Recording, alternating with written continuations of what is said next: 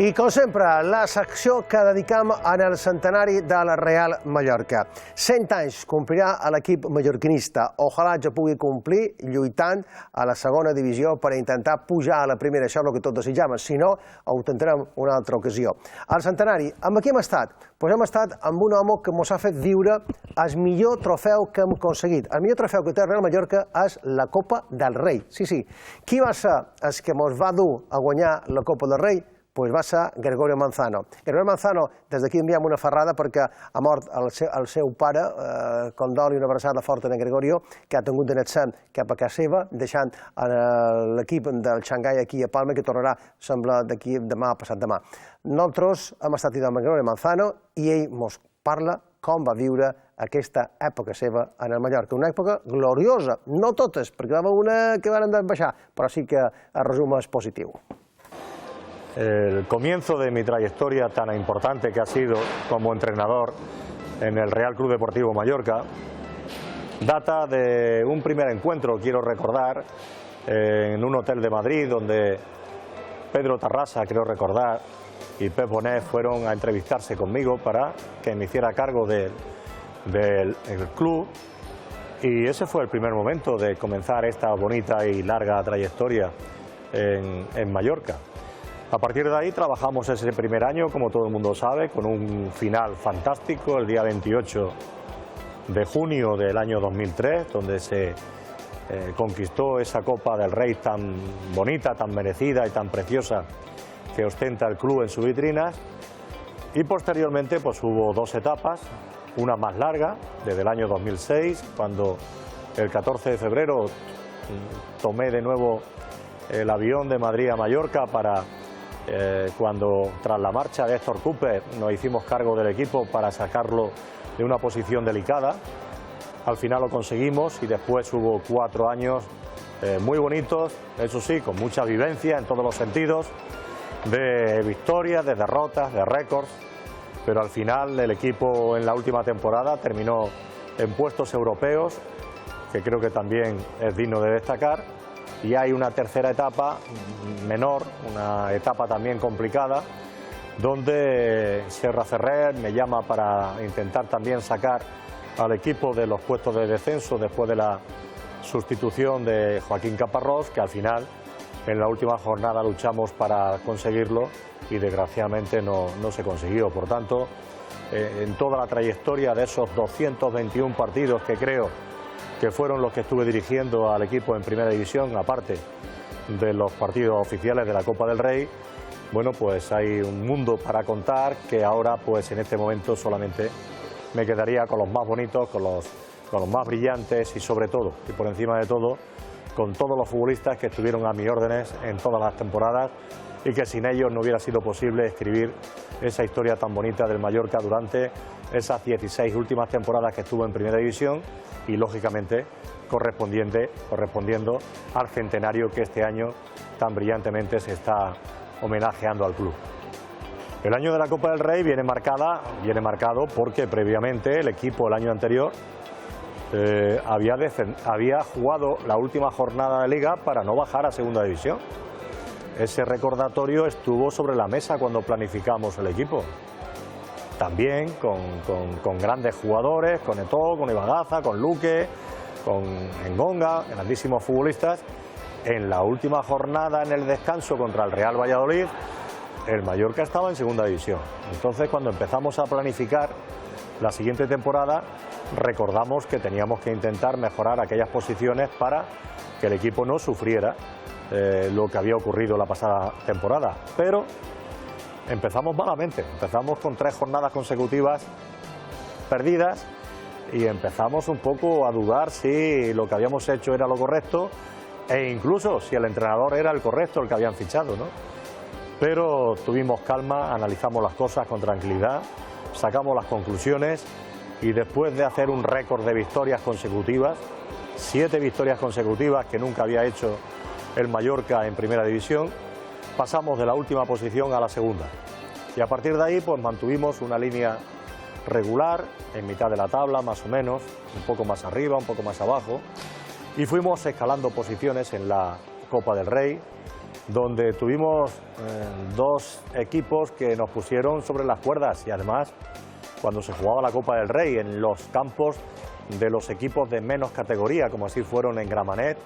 y contra el Hércules de Alicante, y que salvamos aquella eliminatoria, una en el último minuto contra Gramenet y otra en la tanda de penalti contra el Hércules, ¿no? Lo que nos dio posibilidad de empezar ya los octavos de final de la Copa del Rey contra el Real Valladolid, que lo eliminamos, en cuartos de final contra el Real Madrid, que lo eliminamos, en semifinales contra el Real Club Deportivo de La Coruña, que también fue eliminado, y llegar a esa final de Copa contra el Recreativo de Huelva, que es lo que todo el mundo deseábamos y soñamos después de que había habido en la historia del club dos finales anteriormente que se habían perdido. Por tanto, esta era nuestra auténtica reválida, un poco honrar a las plantillas que habían jugado esas dos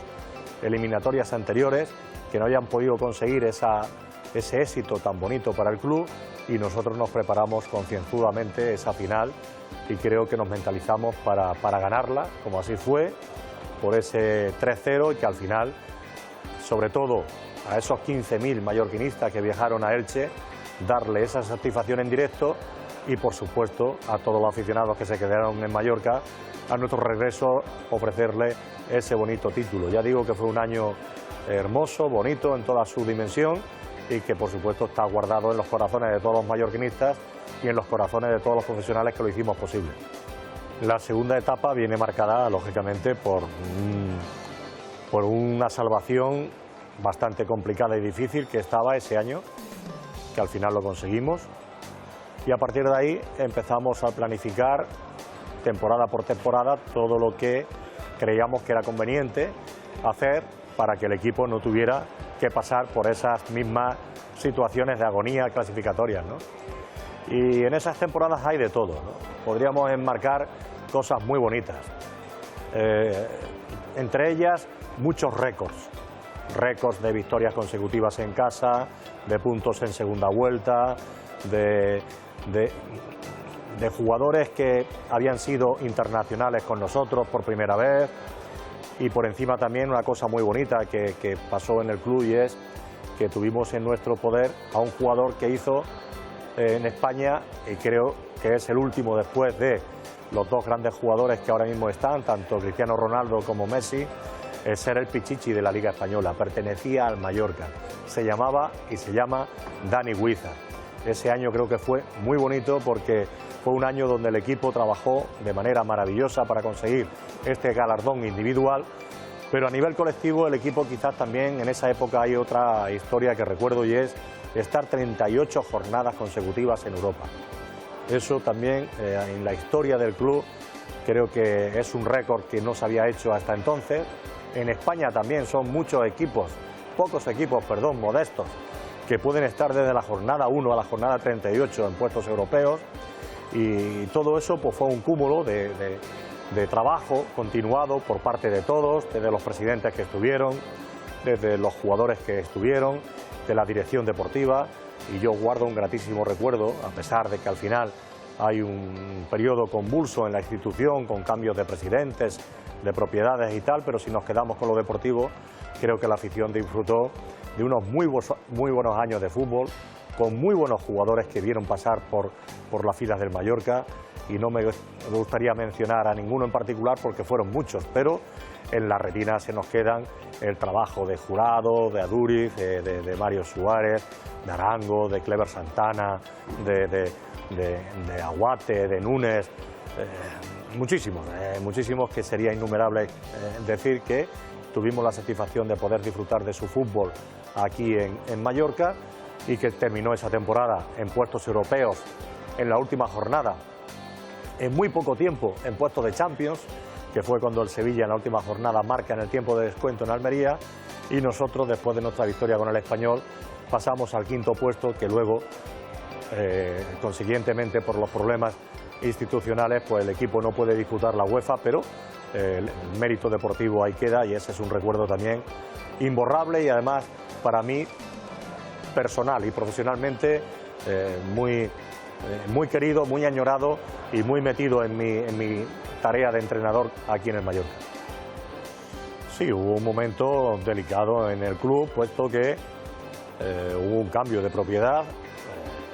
más de uno, hubo más de un cambio, y el equipo, pues ese trabajo que veníamos haciendo temporadas anteriores, de que buscábamos buenos futbolistas, pero buscábamos buenas personas, pues creo que dio su fruto, porque no solamente eran buenos jugadores, como ya he mencionado algunos, sino que encima eran muy buenas personas. Y ellos lucharon y pelearon por el escudo del Mallorca. Y lo he dicho, y ahora hay que recordarlo, no es fácil tener a un grupo de profesionales que no han cobrado sus emolumentos el año anterior, que comienzan una temporada y que tampoco cumplen con las promesas de sus salarios al comienzo de temporada, pero que ellos luchaban cada domingo defendiendo el escudo del Mallorca, como acabamos de decir, 38 semanas consecutivas en puestos europeos, dice mucho de que privó más lo deportivo que lo institucional. Y mira que pasamos momentos difíciles a niveles institucionales, porque no vienen al cuento ahora porque hablamos del terreno deportivo, pero hay que quitarse el sombrero por aquellos profesionales que hicieron posible que en otros casos el equipo se hubiera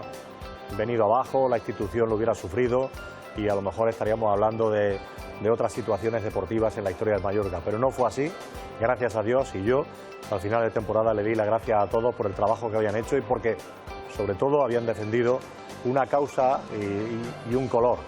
que era el color rojo, y la causa fue el Real Club Deportivo Mallorca.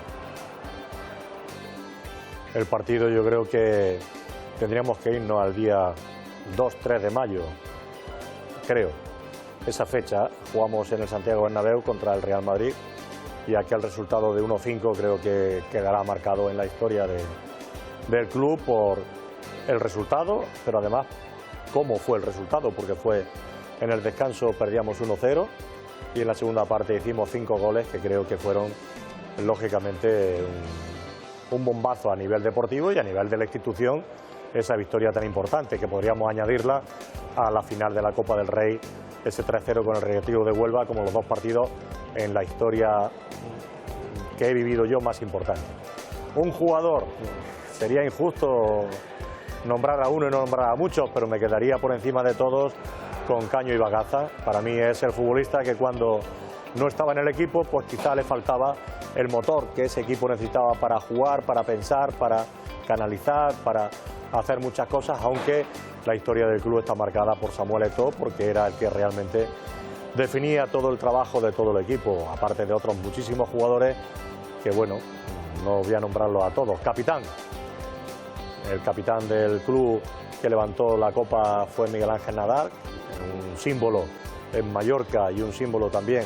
en el club por todo lo que ha hecho, pero no me olvidaría de otro gran capitán, de otra gran trayectoria también que ha habido en el equipo, como fue Núñez. Creo que es un futbolista emblemático en la última etapa del club y tanto uno como otro hicieron su labor de vestuario muy positiva.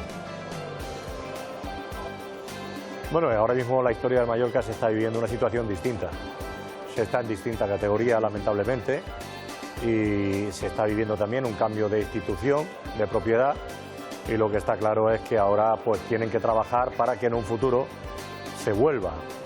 un futuro no muy lejano, a Primera División, pero primero hay que trabajar para luchar y conseguir el ascenso, y eso se consigue lógicamente con un trabajo, pienso, bueno de despacho, pero también con un trabajo bueno en el campo. Es una combinación de las dos cosas y esperamos de que en un futuro no muy lejano este trabajo que ha comenzado ahora con una nueva propiedad dé sus frutos, con que el equipo esté donde la afición, creo, los buenos mallorquinistas de verdad puedan disfrutar de nuevo de ver a su equipo en Primera División.